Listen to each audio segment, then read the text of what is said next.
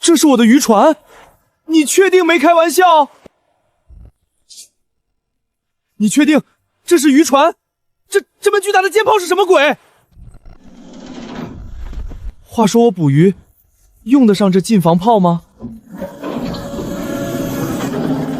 什么？这里居然还有一套导弹垂直发射井！这就是你给我的惊喜，确定不是惊吓，大哥？我这是渔船啊！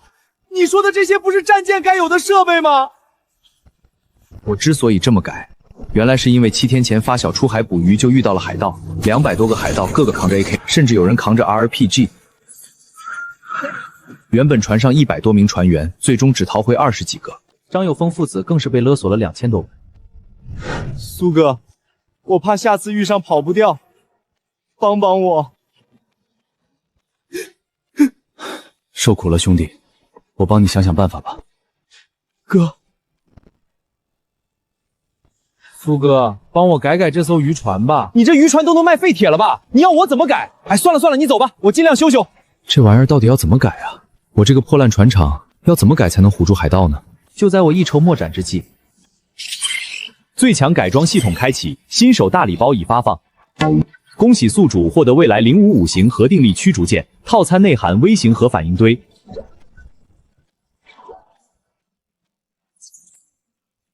天哪，这就是055的所有数据吗？这金手指太逆天了！张有峰，等你看到渔船的时候，别被惊掉下巴！哈哈哈。张有峰让我改造的是一艘6000吨的远洋渔业捕捞船，长103米，宽17.6米。我直接按055万吨大9给你改。原来客户评价越高，奖励越丰富，所以这艘船我要好好改改。这系统给的机械臂还真好用，改完之后一定让天下男人着迷。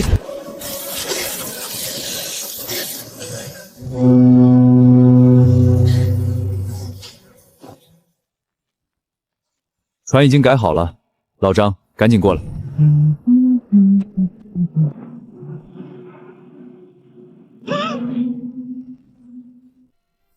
这还是我的船吗？那些大炮怎么跟军舰一模一样？苏哥，这啥情况啊？都是些吓唬人的，发射不了的，淡定啦。如果我说能够发射，甚至还储备了海量弹药，我真怕他心脏受不了。还是先隐瞒下来吧。老张，走，带你瞅瞅去。这是130毫米舰炮，主炮威力堪比一个炮兵营。放心，不能发射，吓唬人的。我还装了近防炮、鱼雷跟雷达，也是吓唬人用的。放心。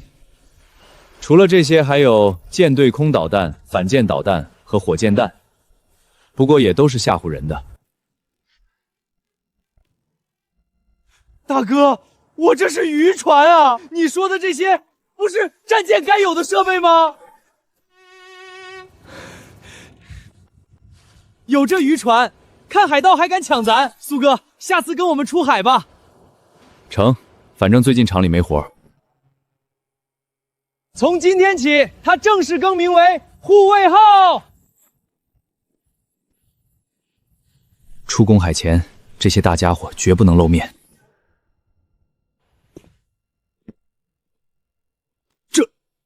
这是什么？张叔别慌，这都是剧组定制的电影道具，看着唬人而已。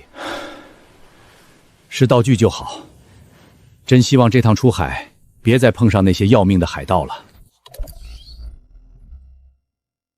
这设备真先进，我开了这么多年船，从来没开过这么稳的船。速度都破40节了，怎么一点发动机的噪音都听不见？这船远远还没到极限，它到底能开多快？尾流怎么跟着艘渔船？你好，你们的渔船再不改变方向，我们2船就会相撞，请你们立刻改变航行方向。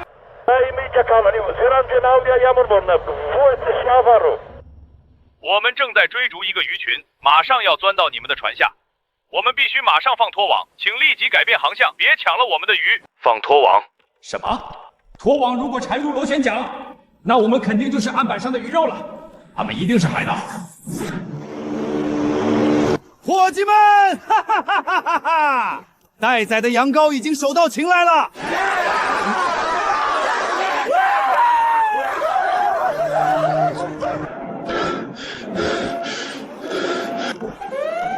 遭遇海盗，快速返航！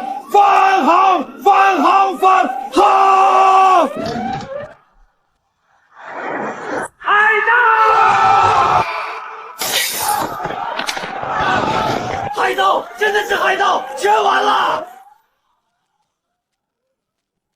分部下的家伙，能吓退他们吧？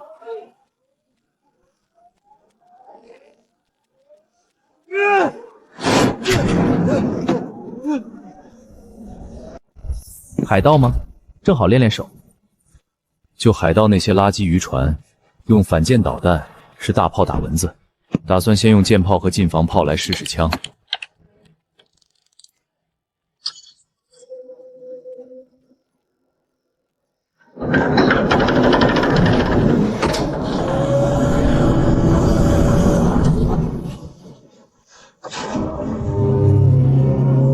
先发射2枚校准弹。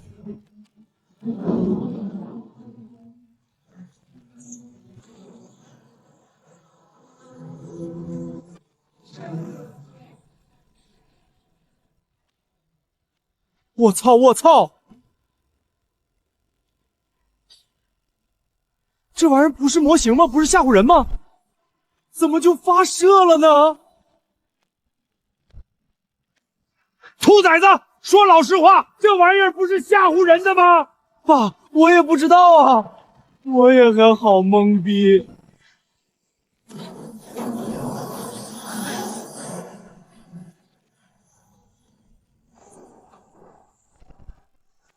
该死的伙计们，这是舰炮，这是舰炮，这是艘军舰，快跳船！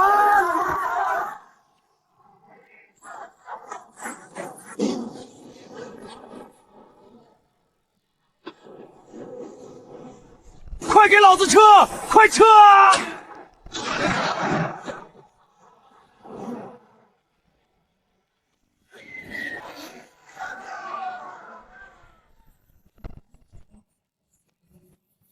舰炮，他们那个竟然是真的！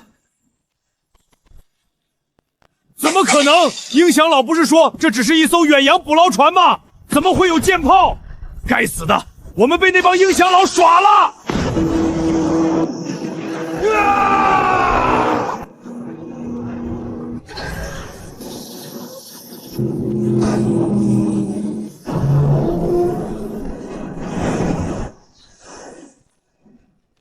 该死的家伙，我们被骗了！我跟他们没完，老子被他们骗了！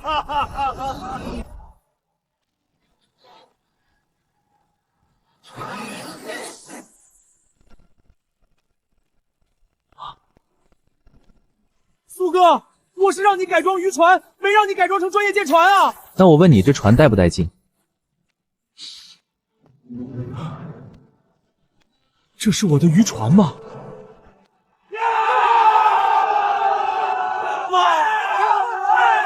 苏兄弟，上！狠狠的上！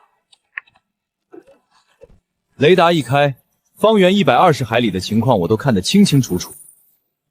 原来你们才是幕后黑手，正好也让你们看看这艘渔船实力。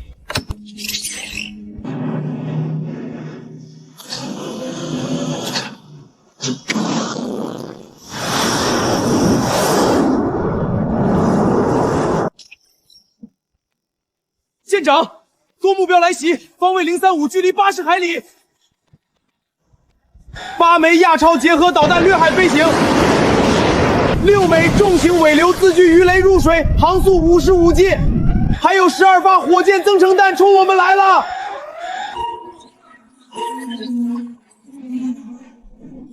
上帝，这他妈是渔船？不对，完全不对！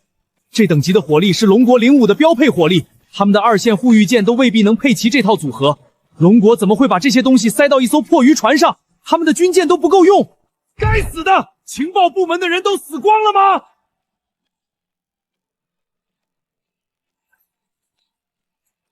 连对方藏了舰炮垂发系统都查不出来，这根本不是渔船，肯定是伪装成渔船的军舰，绝不是用来对付海盗的。他们一定是故意把这艘船开到公海，藏着别的目的。不管龙国人有什么图谋，这艘船今天必须沉在这里，要让可恶的龙国人见识见识我们鹰将的厉害。全舰一级战斗部署 ，MK-15密集冲海螺马进防系统全功率启动。拦截，给我把所有来袭目标全打下来。MK-41垂发单元装填鱼葱反舰导弹 ，MK-32鱼雷发射管装填 MK-54鱼雷，锁定目标反击，立刻反击。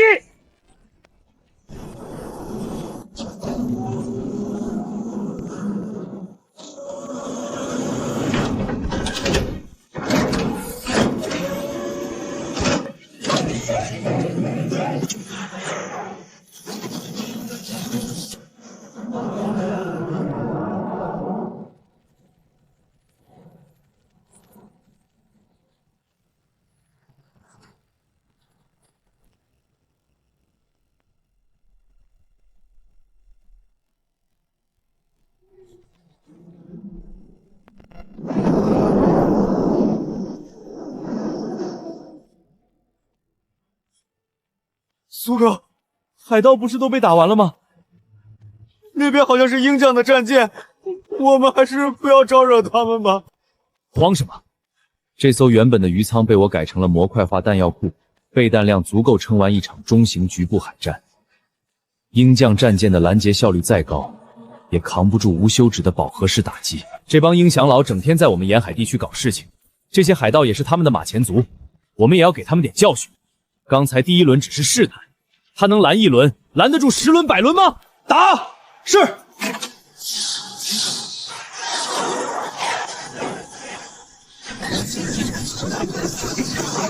立即启动全域防御系统，拦截所有来袭目标，全力启动防御！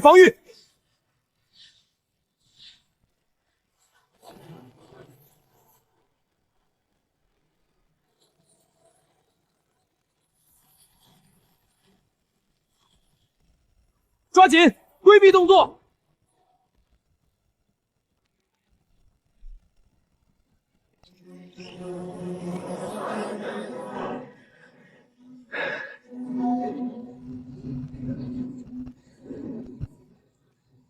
双方竟然已经发生冲突了，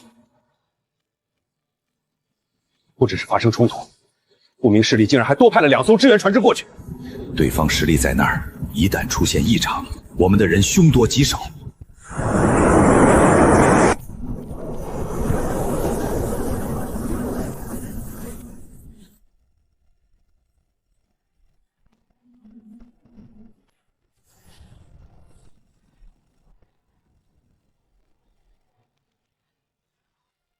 这是渔船，还有拖网和起重机，可那发射的光团是怎么回事？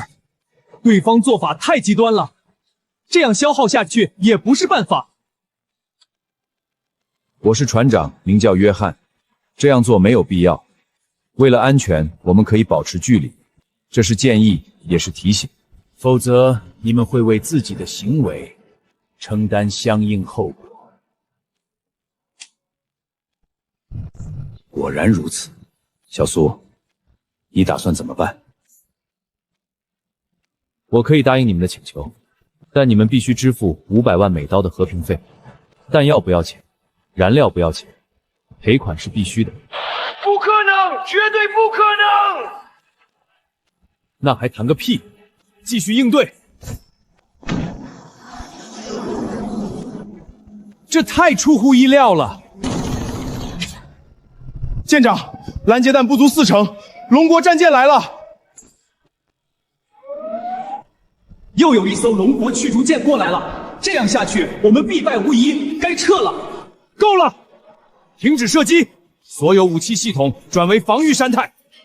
龙国渔船听着，我们再打下去也毫无意义，纯粹是徒增伤亡。我们愿意撤离这片海域，现在就转向。掌舵手，右满舵，航向118，全速撤离。他们走了，真的走了！苏兄弟太厉害了，他们真的走了。刚才那一手真不是普通人能做到的，苏兄弟太厉害了。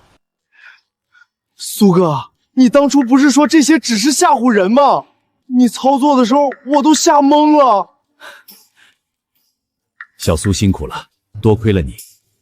不过这些设备你是怎么准备的？没错，这些本来是吓唬人的，但紧急情况下也只能这样了。这里是龙国海军，这里是龙国海军，前面的渔船，请你们立即熄火抛锚，配合检查。重复一遍，请你们立即熄火抛锚，配合检查。船来了，我们有救了！我们好像已经安全了。这船是不是来得太迟了？咱们船上那些东西肯定被发现了。龙国对武器管理相当严格，现在那么多大家伙，怕是能直接死刑。完了，被抓到就麻烦了。小严，船上有条快艇，要不你跟小峰去别的地方。张叔，你没听过一句话，杀一个人是罪犯，但是杀100人、1000人就是英雄。好像也是这个理。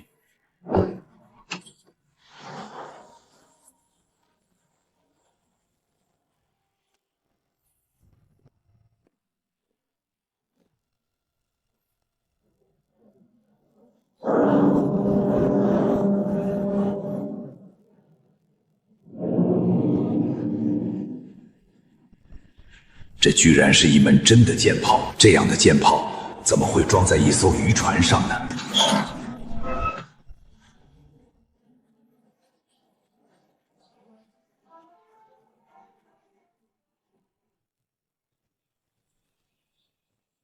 你过来，把这个拧开。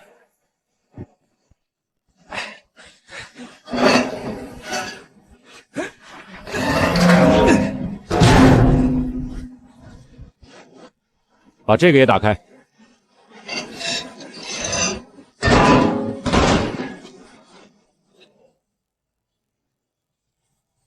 居然是导弹发射井！这只是一艘渔船，上哪儿搞到那么多大家伙的？简直胡闹！这么多大家伙竟然安装在一艘渔船上，船老大是想干什么？搞违规装备吗？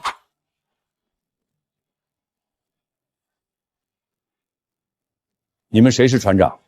同志你好，我是船长。张船长，说说吧，到底是怎么一回事？事情全是我一个人干的，跟他们没有关系。这些设备都是我买来装上的，要是有什么惩罚我认。张船长，掩藏真相并不是一个好主意，这件事很大，希望不用说了，是我干的。凭借这些大家伙，我自信国家不可能用坏的处置办法。小伙子，你叫什么名字？苏青言，苏先生是吧？我很好奇，船上这些东西你是从哪里获得的？是我自己造的。苏先生，我允许你再次组织语言回答。这些大型设备，光制造工序就多达几十上百种，而且以一个不留神人死场销，靠你一个人没法造，何况还是如此多的数量。的确如此，但我并不是一个人，我还有很多自动化设备协助。自动化设备，哈哈哈哈哈哈！放眼全球，谁都没资格说这句话。靠自动化设备协助，一个人造那么多大型部件，改装那么大一艘渔船，根本不可能。舰长不好了，你们快去发动机舱看看。我也不知道是不是我的幻觉，但我敢肯定，那一定是一台核聚变发动机。把你刚才的话重复一遍，记住，给老子想清楚了，要不然军法从事。我跟战舰打了一辈子交道，太明白核聚变发动机意味着什么了。这艘渔船上有可控核聚变发动机，这怎么可能？怎么可能？可控核聚变吗？不可能。小钱啊，你一定是看花眼了吧？张老师，许舰长，说是说不清的，要不你们自己去看看吧。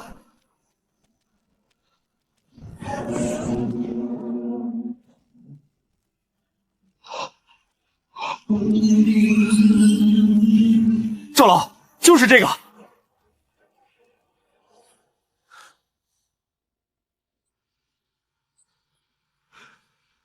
不可能啊！这不可能，完全违背了物理定律。看来这是真的，必须启动紧急预案。蝰蛇上校进入1级战备状态，任何靠近这艘舰前的目标，3次警告无果，无需批示，直接开火。是。通讯部门，给我以最快速度，将这边的资料迅速发到燕京那边。记住，走紧急联络通道。核心部门紧急决议：第一，海上编队1级战备赶往目标海域；第二，谴责外部势力实弹演习，靠近者后果自负；第三，50名专家立即启程，核查真相。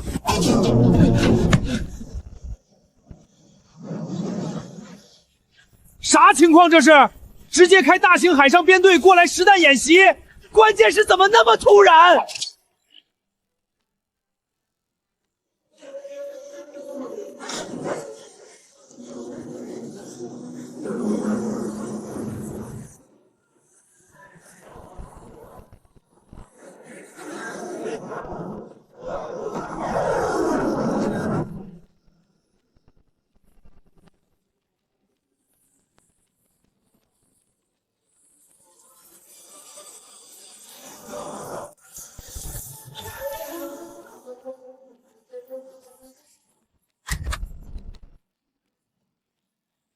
小苏你好，我叫吴自华，做科研工作的。小苏，我们这次来的用意你应该清楚，不如我们到外面好好聊聊。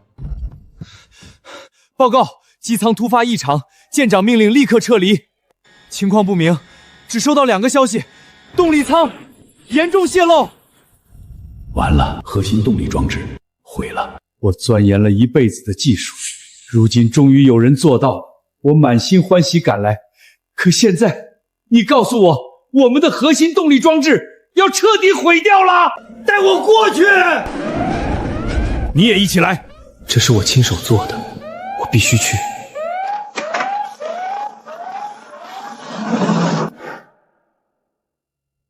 真想看看它的工作原理。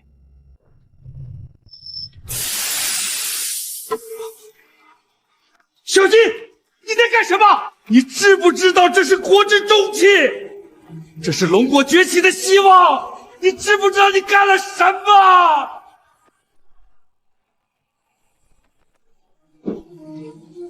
对不起，对不起。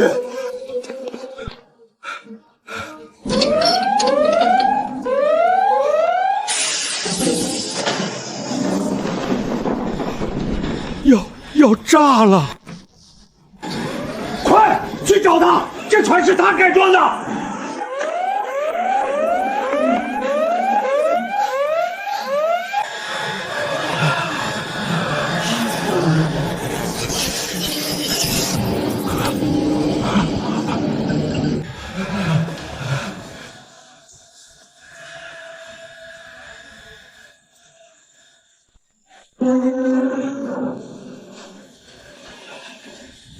所有人听令，不准靠近那位苏先生，严禁打扰，封锁动力舱。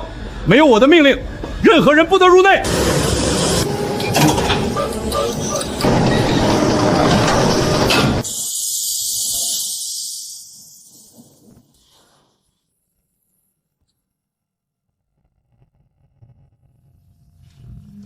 太感谢你了，你救了大家，真的太感谢了。其实就是个小问题而已，没事没事。10分钟后，发动机彻底稳定，我带着他们对整台设备做了系统讲解。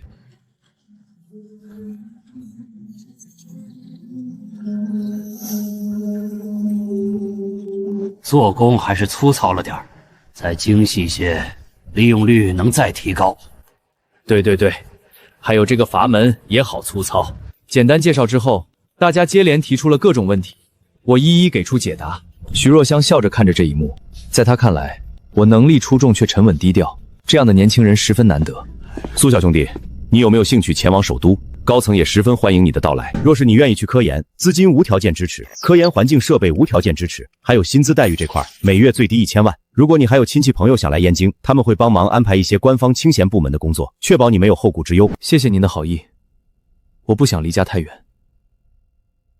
想不到苏小兄弟念旧，难能可贵。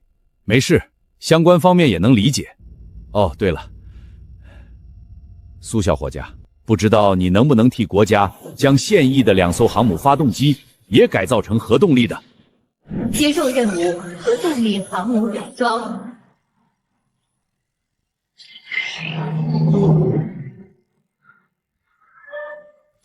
天哪，这可是一艘堪比一座巨型山力的空天母舰，驱动方式上面居然是核动力反重力装置，吨位更是来到了最高100万吨的恐怖程度。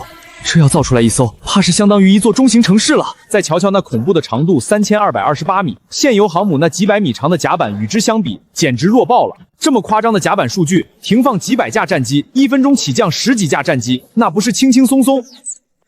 当然可以，不过需要的时间可能会有点久，也许是1个月，也许是1整年。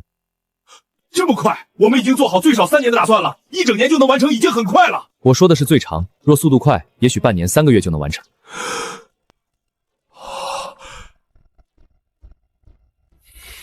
需要哪些条件？但说无妨。这个可能要求有点多了。首先，港口肯定要改一下，我那个修箱厂也得改一下，还要多准备点材料，比如特种钢、铝合金等钢材。没问题，没异议的话，咱们先把这艘船开往北方渤海造船厂。我曾在雾中迷茫，海上流浪，跌跌又撞撞，时过坦坦荡荡，勇于身上，涟漪没寻常，前方层云叠嶂，遮不住我锐利的锋芒。你听啊，是呐喊。我想将修涵厂扩大一些，然后把那艘民省舰航母开过来就行。至于帮手什么的，我并不需要。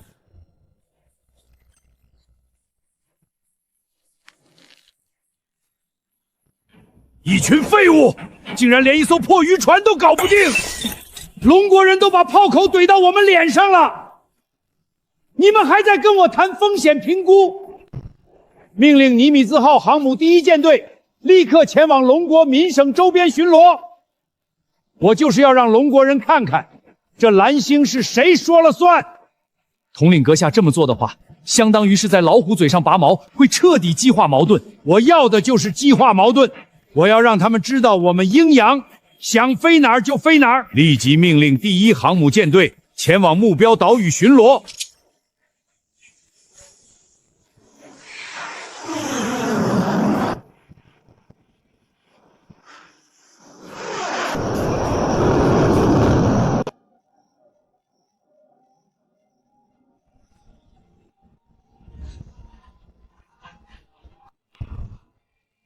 狂妄，简直无法无天！这是对我们挑衅，更是将咱们的尊严踩在脚下。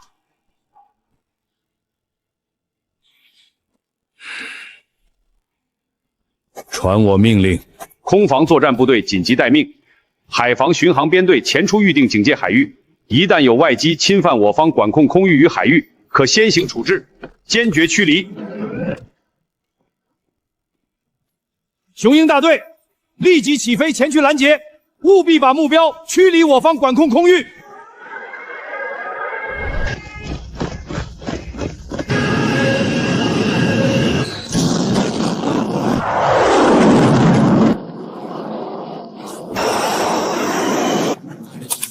这里是龙国，拟机已进入我国东海毗连区。这里是龙国，拟机已进入我国东海毗连区，立即离开，立即离开。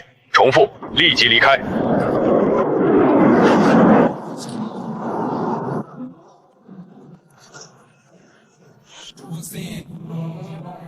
释放红色警告信号弹。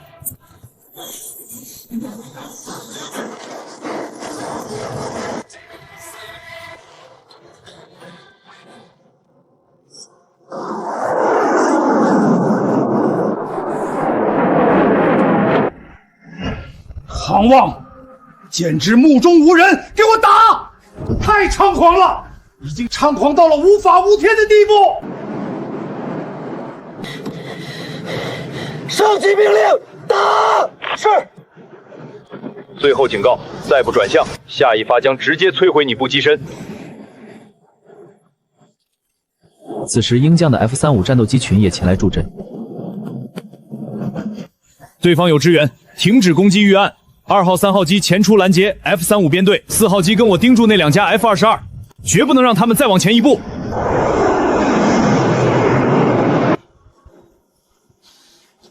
我一定要干掉这帮混蛋！首长，外方航母上还有2个中队的舰载隐身战机待命，前沿基地还有10余架隐身战机，随时可以起飞。我们如果继续增派战机，对方大概率会同步跟进，局势很可能彻底失控。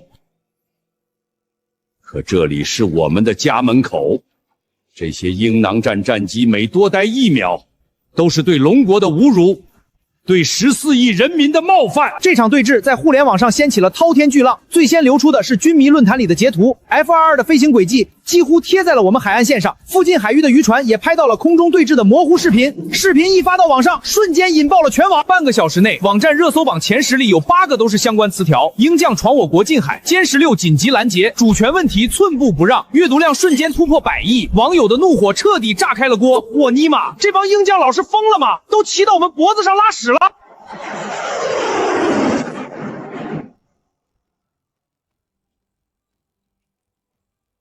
气死我了！之前渔船都敢跟他们驱逐舰对轰，现在他们战机闯进来，绝不能惯着。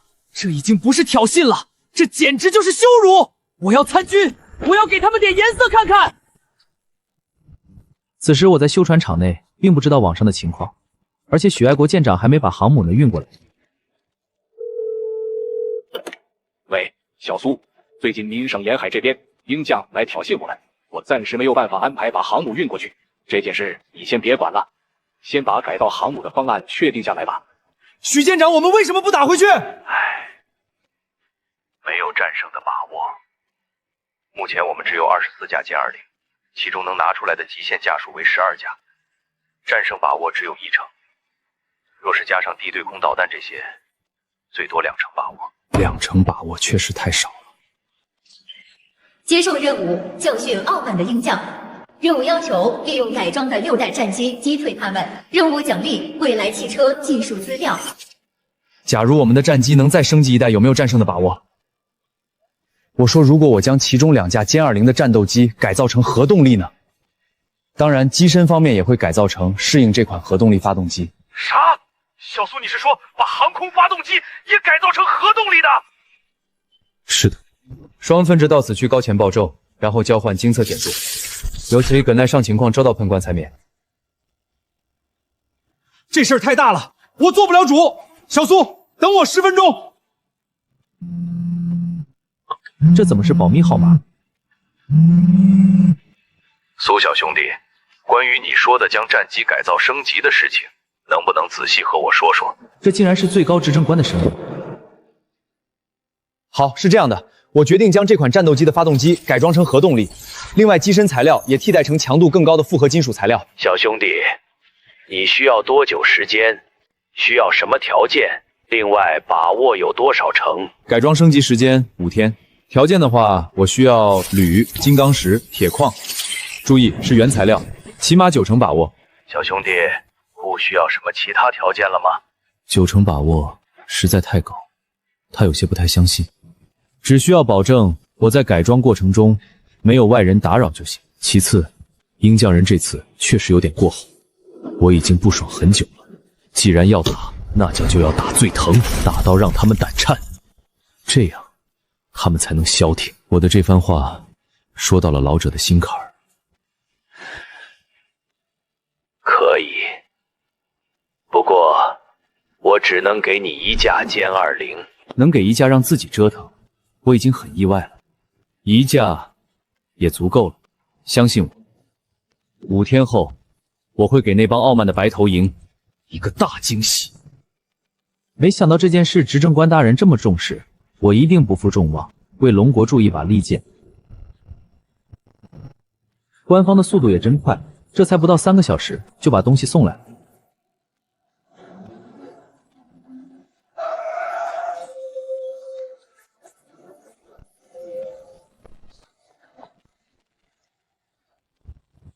1号区域布控完毕。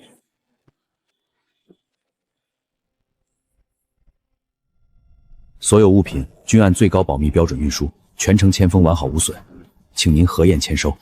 这就是我们的底气。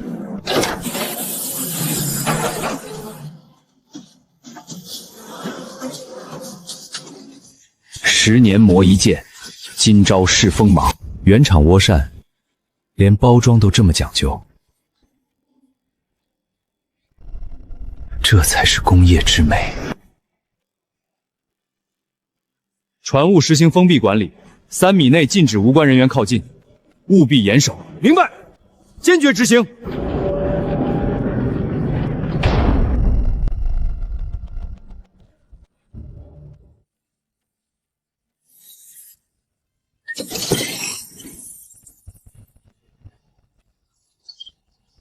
5天，足够了。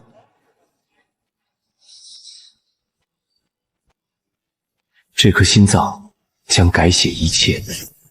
第1天，核动力航空发动机设计完成；第2天，主体设计完成；第3天，发动机改装完成；第4天、第5天，组装完成。点火。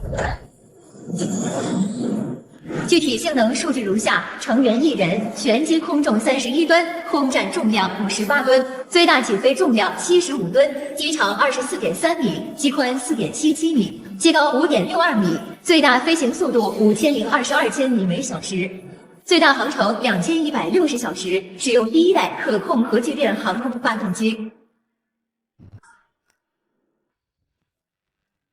苏小兄弟，改造进度还顺利吗？要是时间紧张，我们可以再协调。首长，5天时限到了，战机改造完成，随时可以试飞。5天？你们只用了5天？怎么可能？这怎么可能？这根本不是人类能做到的速度！开玩笑吧？没错，一切就绪。您放心，这次试飞一定会给那帮傲慢的白头鹰还有您一个天大的惊喜。好，我马上安排人员对接试飞事宜。苏小兄弟，我等着你的好消息。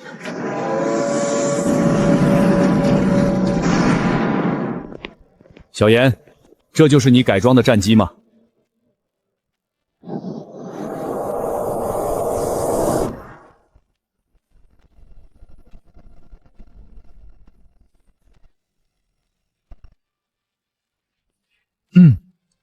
使用的是可控核聚变为技术核心，续航为2160小时。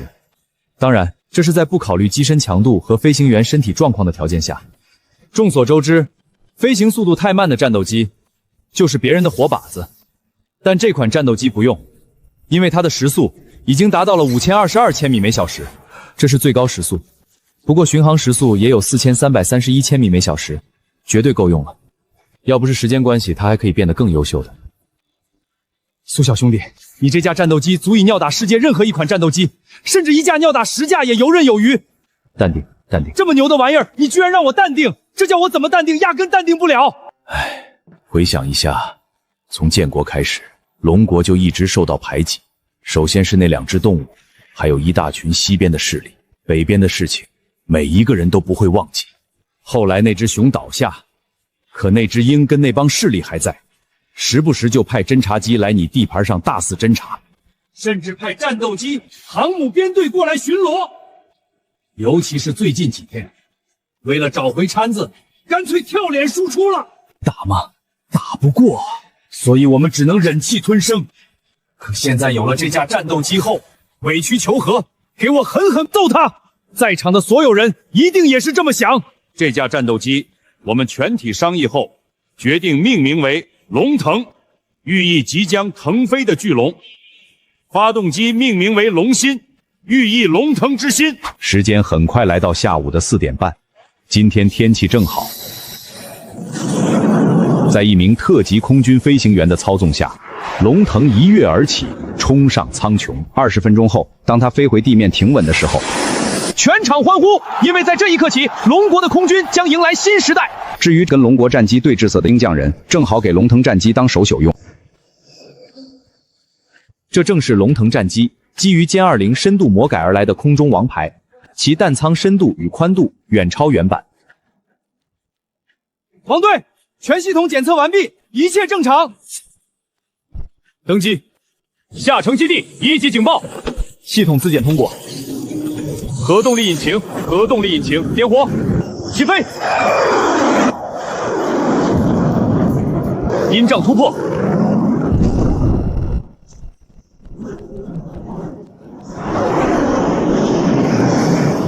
瞧见了吗？这帮龙国飞行员只配在后面吃尾气，他们难道不知道 F-22能甩他们8条街吗？杰克，收起你的傲慢，他们越隐忍越像暗处的幽灵。还有3天巡逻结束，别惹事，完成任务立刻撤退。放轻松，队长，这里我说了算。上帝，那是什么？杰克，小心6点钟方向。上帝啊，那是什么？杰克，小心你后面！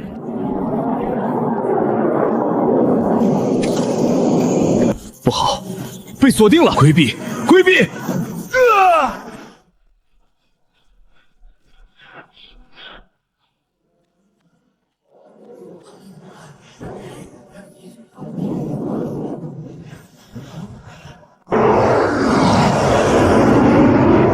该死的，这是偷袭！预警雷达为什么没反应？它的速度怎么会这么快？目测最少3.5马赫，他们上哪儿搞出来的这种怪物？给我锁定它！反击！反击！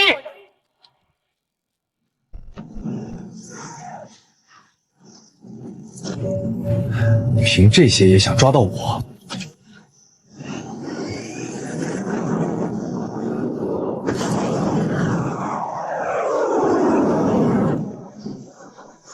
即便导弹立刻重启追来，可他们的速度连龙的尾气都吃不上。约翰，撤！快往航母方向飞 ！Go go go！ 这架龙腾战机光是常规巡航速度就达到了恐怖的4马赫，你想跑根本不可能。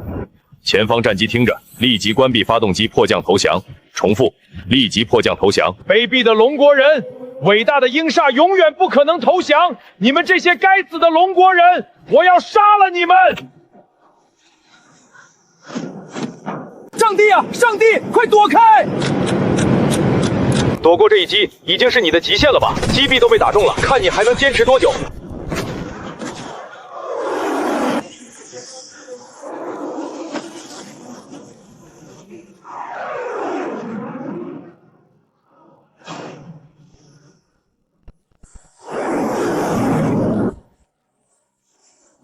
不到2分钟，2架 F-22被击落，这真是国之重器。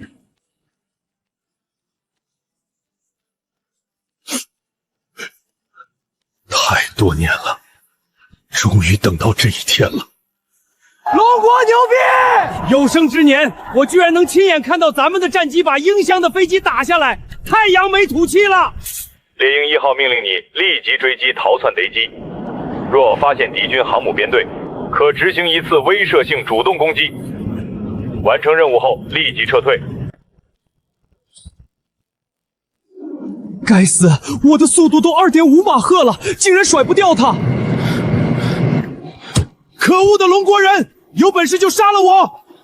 你这个只会躲在后面放冷枪的懦夫！有本事1对1决胜负！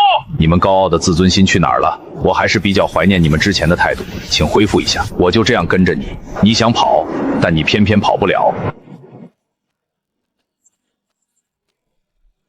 所有护卫舰立即启动标准6舰空导弹，给我把那架龙国战机打下来 ！Fire！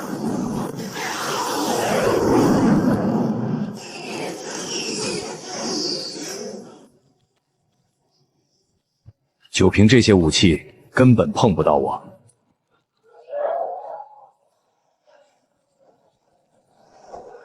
来吧。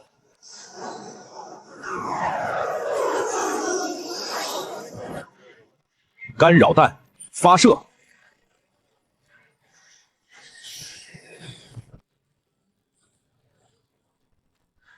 这里肯定是鹰将的航母编队了，你们也尝尝被威胁的滋味吧。龙腾战机机头快速下垂，伴随着一声尖锐的破空呼啸，从8000多米的高空直俯冲而下。火控系统的激光瞄准器牢牢锁定了航母的剑桥指挥室。区一架战斗机竟然挑战我们航母战斗群，我一定让你有来无回！密密麻麻的火力网，就算驾驶的是6代战机，也很难全身而退。我此番前来只为威慑，绝非送死。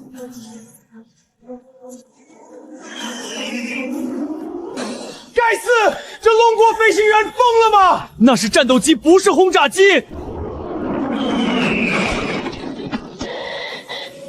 就是现在！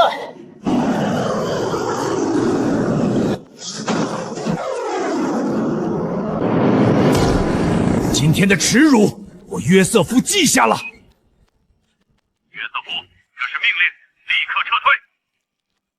全舰队撤退，返回横社护港。20分钟后，当他飞回地面停稳的时候，全场欢呼，因为在这一刻起，龙国的空军将迎来新时代。这东海的战况简直痛快，龙腾战机太不可思议了！哈哈，小严，你小子可真是咱们龙国的宝贝，就连最高指圣官都亲口说了，这战机是国之重器。从现在开始，你需要什么，我们这边会全力给你提供支持。有什么要求你尽管提，我们绝无二话。别的倒没什么，就是我东华老家有个朋友叫陈静怡，他父亲前段时间出了车祸，后续的治疗和事故处理，想麻烦您帮衬一把。哦，我明白了，你放心，这事儿我肯定给你处理的明明白白，保准万无一失。恭喜宿主完成战机改装任务，任务评级完美，检测到客户5星满分好评，任务奖励翻倍。恭喜宿主获得未来汽车全系列技术资料已同步至系统空间，成功激活全新系统任务，改装民用车辆，并获得客户5星好评，任务奖励单兵外骨骼机甲全套制造技术。潮水般的金色令激流，如同奔涌的星河，顺着我的神经脉络疯狂涌入脑海。系统这次的奖励依旧变态到超出认知，这竟然是一台完整的3部汽车全结构设计图纸。地面模式下，它能和普通家用车一样合规上路。车底隐藏了4个矢量反推发动机舱，一旦解锁开启，它能像飞机一样直接上天。整车车身、车架、玻璃全采用了未来级的碳基纳米复合材料，头发丝直径的纳米丝，极限承重能达到5吨，稳稳吊起一辆满载的重型卡车。这台整车的抗冲击强度，就算是现役主战坦克的穿短弹正面轰击都无法击穿，就算是坦克迎面撞过来，车内的人都能毫发无伤。最后是这台车的心脏动力系统，这台混动发动机的理论热效率达到了惊人的82%，比当下最顶尖的燃油发动机热效率高出了整整1倍还多，而且它的续航直接翻倍，油耗比买菜车还要省1半。这里还附带了 L5级全自动化驾驶的全套算法。可现在龙国的5G 基站还没做到偏远地区全覆盖，这项顶尖技术在当下只能沦为鸡肋。我记得静怡姐上周特意发微信，想买台几万的车练手，怕被车贩子坑，这不正好撞枪口上了？借着这个机会，把她从小到大照顾我的人情给还了，又能完成系统任务。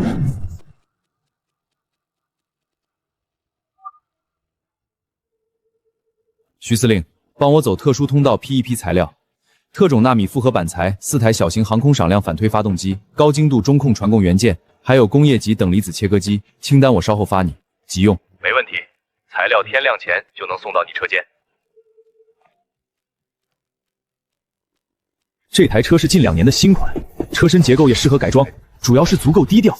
谁能想到就这样的车将会变成坦克、潜艇、飞机？对我来说，车况好都不重要，随便买了个便宜的就带回来了。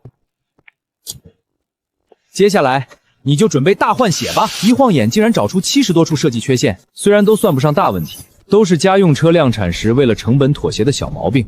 可这些小问题堆在一起，这上限就被拉低了。没办法，只能拆光了，从头开始大改造。就这样，我就改了3天。这3天，我总共睡了不到4个小时，全靠咖啡续命。与此同时，万里之外的西部海岸，鹰将海军基地的绝密会议室里，一场针对龙国的闭门会议正开得火药味十足。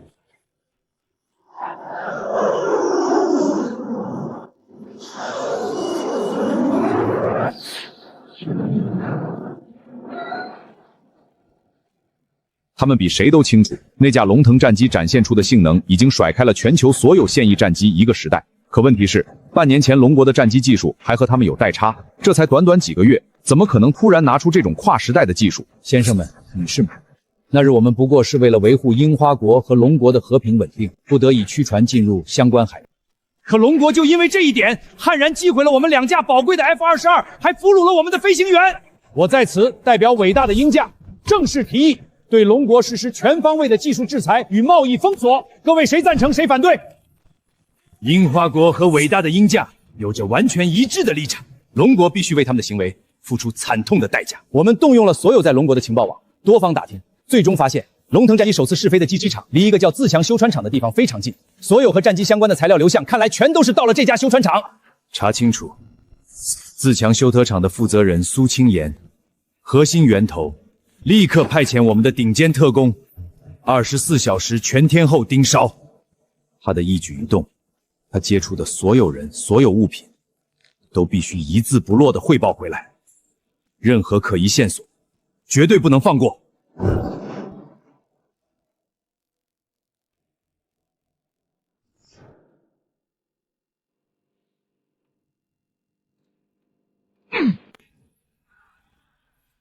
这台安吉月行，从外表看依旧是普普通通的家用车模样，可里面已经完全改头换面了。分区清晰，逻辑稳紧，简直和飞机的驾驶座一样。要不是有方向盘，任谁坐进来都以为是坐飞机了。车身强度1000 IP， 整车重量2434K， 动力单元主燃油发动机1个，矢量反推航空发动机4个，油箱容降72升，发动机热效率82%，最大陆地行驶速度350公里每小时，陆地续航1200公里，最大飞行速度710公里每小时，飞行续航700公里，最大水上航行速度40节每小时。核心功能：全风潜艇模式、纳米级防弹防护、水陆空3域切换，还有电动按摩座椅和大连屏。小严，我到梅林码头这边了，你说的车在哪儿呀？静怡姐，你在原地等我10分钟，我马上把车开过去给你。小时候我父母出海遇难，是隔壁的静怡姐一家把我照顾长大，这份人情我一直记在心里。这次正好借着这个机会，好好报答她。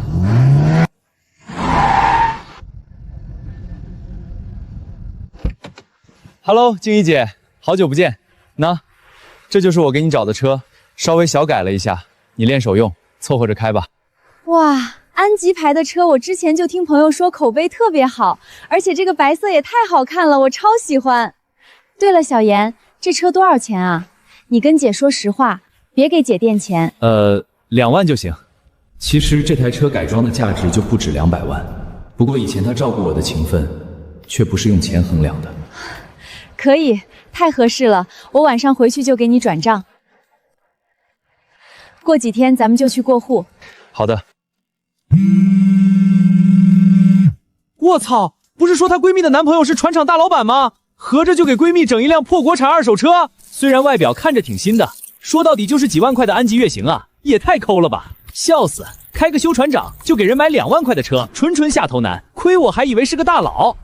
静怡和他还没在一起呢，人家帮忙找车就很够意思了。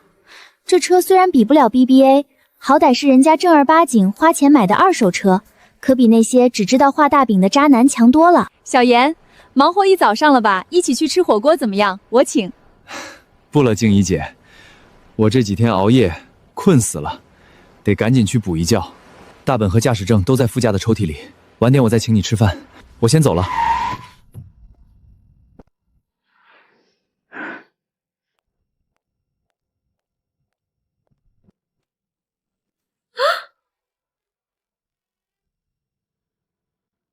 我的天，好多按钮，起码40-50个吧，这么多颜色。哎，不对，这怎么还有个飞行模式？啥？飞行模式？跟手机一样没信号那种？这车太古怪了吧？是啊，管它呢，我先点火试试。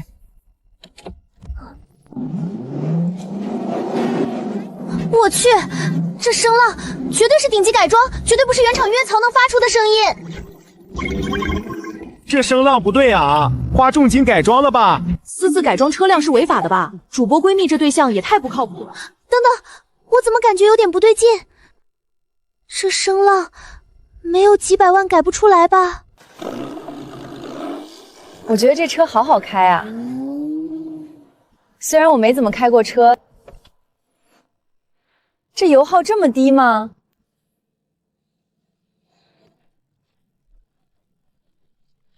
原来现在国产车都做得这么好了，过了这么多减速带，竟然没怎么颠簸。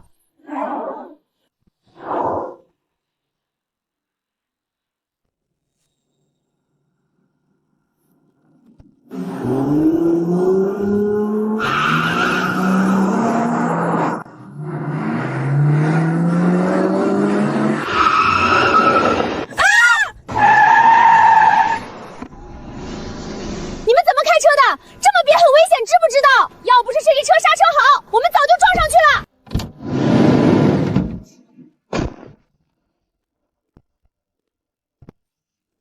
想活命的话，立刻下车！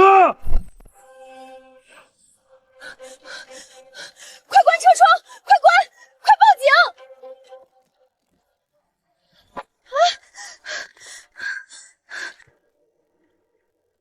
我操！光天化日之下，他们想干嘛？快报警！快打110！所有人都帮主播报警！有没有住在深武湾附近的兄弟？快去支援一下！主播妹子危险了！渡边君，立即行动！不能让他们把消息传出去！よし！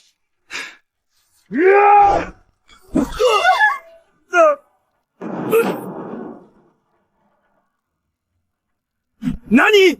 怎么可能连压痕都没留下？八百路，这怎么能？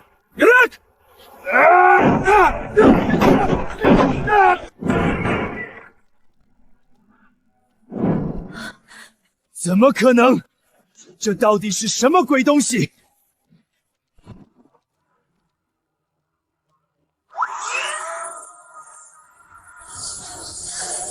我靠！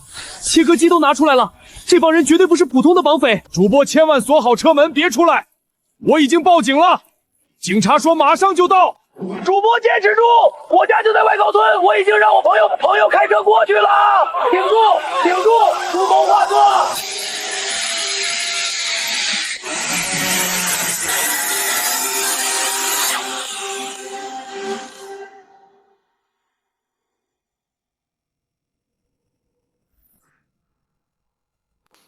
爸爸！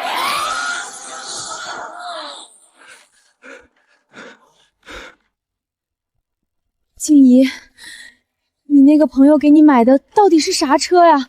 这肯定不是安吉悦动啊，哪有悦动能离谱成这个样子的？这他妈是安妮，这是安吉悦动，我人麻了！这防护性能要不要这么变态？沃尔沃来了都得叫声大哥吧？不能让他逃了！为了大樱花地沟沟，追！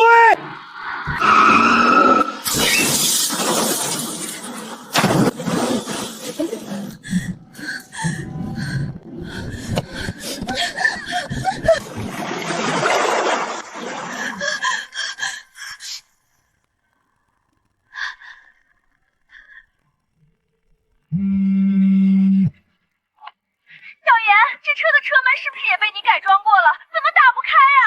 我们掉海里了，我们要死了！你们要死了？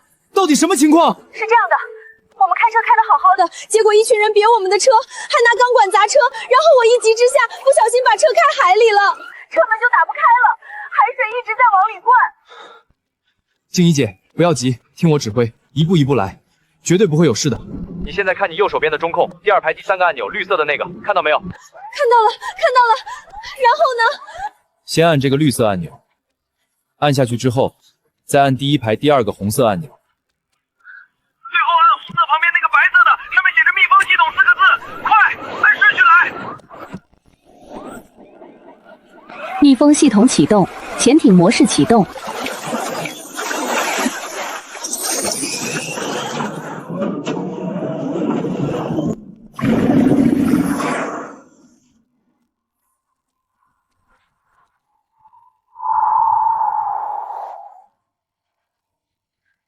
小妍，你这到底是怎么回事？这不是汽车吗？我知道是汽车啊，就是以防万一给它小改了一下。我记得我跟你说过的。你管这叫小改一下？我操！我操！妈妈，我出现幻觉了！这车防弹就算了，掉到海里还能变潜艇，这他妈是家用车！你管这叫小改一下？这是魔改到亲妈都不认识了吧？掉棒了！热搜直接冲飞向上向热搜第一了！直播间的人数还在以恐怖的速度上涨，1万、2万、3万、5万，很快就突破了10万。同时，安吉跃动入海变潜艇的词条直接引爆了整个网络，这场直播也被无数人截图转发，视频很快就传到了安吉汽车总部。安吉的员工、经理看到直播里的画面，全都懵了。刘总，这是我们的跃动，我们自己造的车，什么时候有这本事了？我怎么不知道？立刻，马上，公司账上划1000万，全换成逗币，给这个直播间顶流加热。还有，立刻联系深沪湾当地所有能联系的力量，不惜一切代价，务必保全这2个姑娘还有那辆车。最重要的，想尽一切办法，给我联系上那个改装这台车的人，我要亲自去深沪湾见他。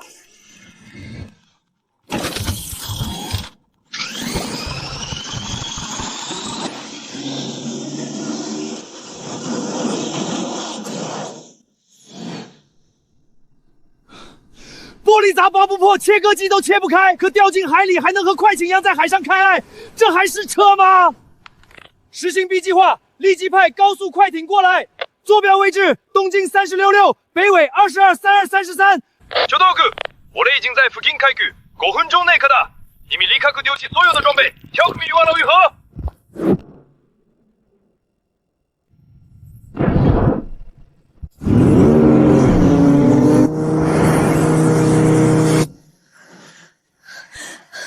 怎么办？小妍，他们追上来了。不用怕，这车的防护性能超出你们想象，他们拿你们一点办法都没有的。而且咱们还有 C 计划，你们现在就往这边开。我已经联系了码头的驻军，他们已经在码头接应你们了，到了那里就安全了。好，好，我们现在就开过去。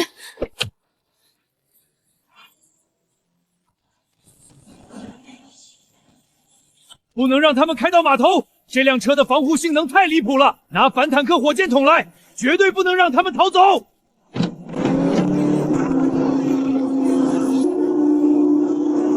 瞄准，发射！逃不掉了，我们逃不掉了！本小姐连男朋友都没有过，本小姐还不想死啊！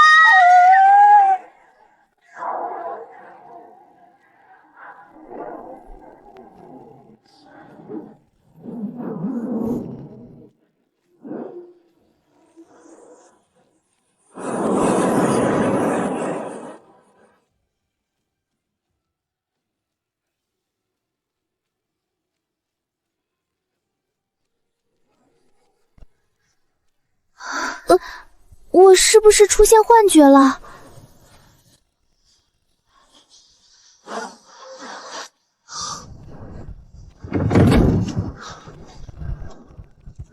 我操，这他妈是真的，火箭弹都炸不动！今天这场直播直接刷新了我的世界观。苏神，对不起，我之前不该嘲讽你。静怡姐，不用怕，这车的防护性能没问题，火箭筒都出来了，不能再等了。启动 C 计划，你右手边那个写着飞行模式的按钮按下去。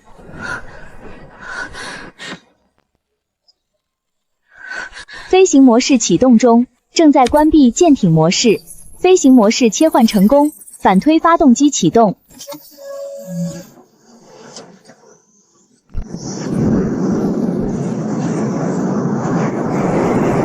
啊，这就飞起来了。比坦克防御还强，我忍了；掉海里变潜艇我也忍了。一辆家用车居然直接上天，这就太过分了！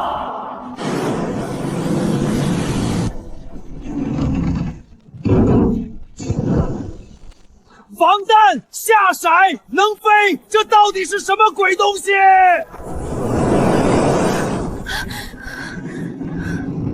别怕，跟平时开车一样。把脚放到油门踏板上就行，记住方向盘不要乱打，轻轻调整方向就行。哦。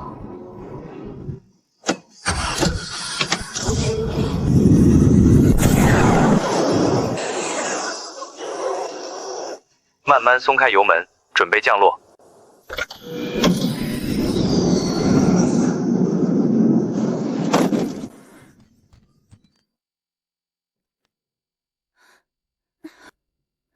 小妍，我这车不对，这车你到底是怎么改装的？苏同学，这车真的是你改装的，防护性能那么卓越就算了，还能在水上飘，天上飞，连火箭筒都炸不掉，这是我见过的世界上最厉害的汽车，你能给我也改装一辆吗？多少钱我都愿意出。卧槽！苏神原来真是改装大师，我之前嘲讽他，对不起，苏神，对不起。这一刻，整个直播间彻底炸锅了。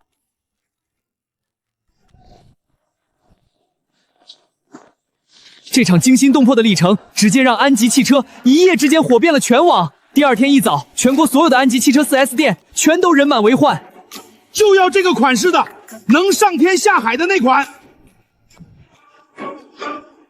有多少要多少，钱不是问题。这他妈是安吉汽车？这哪个天撒的特效搞得太离谱了吧？